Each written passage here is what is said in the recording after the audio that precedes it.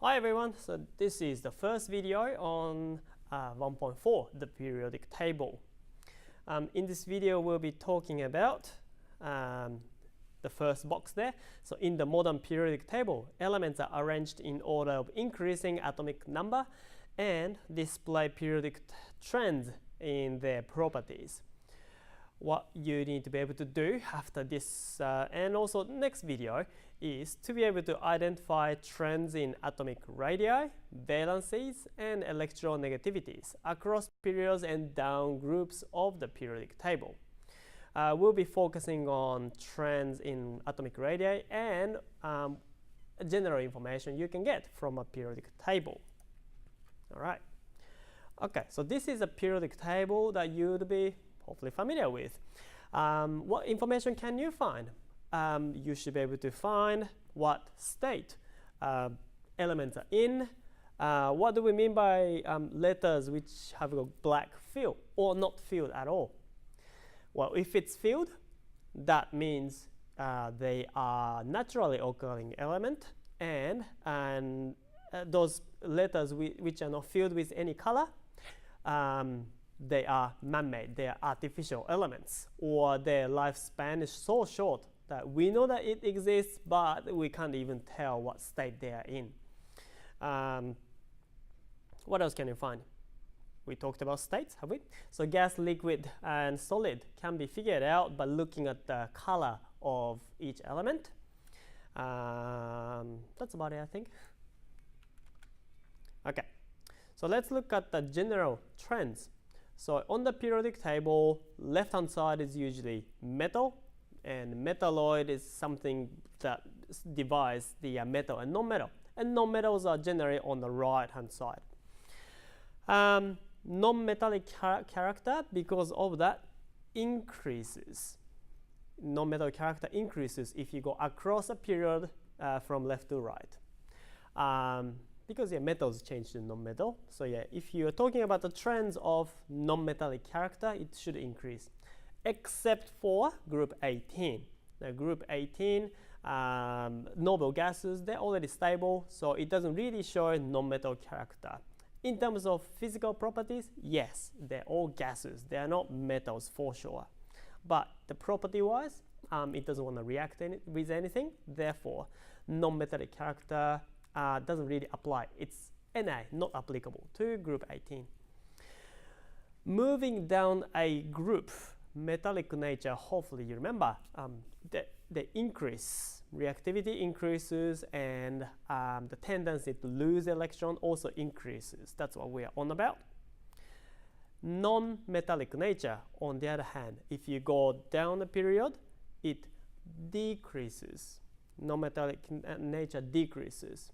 The non-metallic nature that we are talking about here is, again, reactivity. It decreases. And also, when we say reactivity, it's to do with transfer of electron. Okay, other trends to be discovered, or to be covered, sorry. Atomic radius is the first one, atomic radii, to be plural. We'll talk about ionization energy, electronegativity. They're very similar, so we'll put that into next video. And metallic character nature, non-metallic character nature, as well as reactivity. They're very similar, so I'll put that into the third video. Okay, atomic radius. It really means the size of an atom. How does it change? Now you can see in the 3D graphs here. If you go from left to right for a period, the atomic radius increases. So from sodium, magnesium, aluminum, and so on, it increases. How about going down? So hydrogen, lithium, sodium, potassium, down to francium. Now francium is very hard to observe, so it's got no size there. But what you can see is the size is increasing as you go down.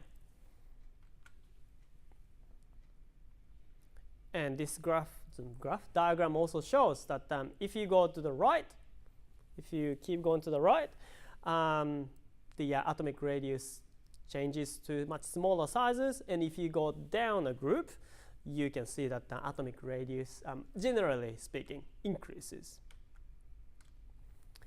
And periodic table showing something that happens periodically, you can see that trend is there. So it keeps going up and down, down, down, up, down, down, down. So that's looking at the element sizes, so atomic radius plotted against the atomic number. There's a period there. All right, so a bit of summary here.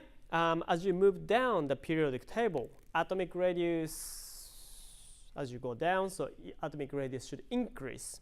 Why? So because there are more shells. There are more shells, and that means just it increases in size. Another explanation there, the inner electron shell shielded the positive nucleus, limiting its ability to attract outer shell electrons. So the inner shells are tightly held and attracted by the positively charged particles, protons, but not the outer shell. So as you add more shells, it just becomes generally bigger. As you move across the periodic table, atomic radius decrease. Why? Extra proton causes stronger positively charged nucleus to draw in the outer shell electrons more strongly. So if the number of proton increases from, say, to 2, 3, 4, 5, 6, 7, more positiveness is going to be in the center. And remember, within an atom, a lot of the space is empty, so electrons can be more tightly packed together if there were more positively charged particles. All right, next one is, I'm pretty sure, ionization energy. We'll cover this in the next video, so that's the end of first video. All right, see you guys.